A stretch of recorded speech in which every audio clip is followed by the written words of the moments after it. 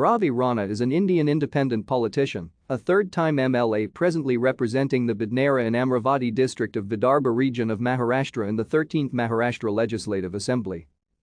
Rana hails from Shankarnagar, Amravati and was born to Gangadhar Narayan Rana. He completed his SSC in 1996 and HSSC in 1998 from Amravati Board.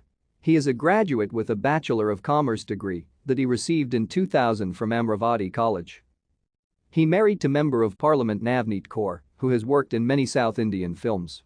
Their marriage took place in a mass marriage ceremony at a specially organized function, where along with him and Kaur, 3,100 other couples also got married.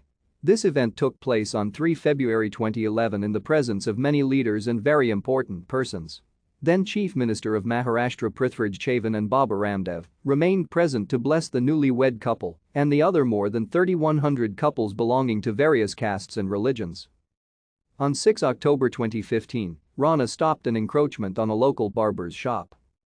In 2019 general elections to Maharashtra Vidhan Sabha he defeated Shiv Sena candidate Priti Sanjay Band with a margin of 15,541 votes and became law third time in a row.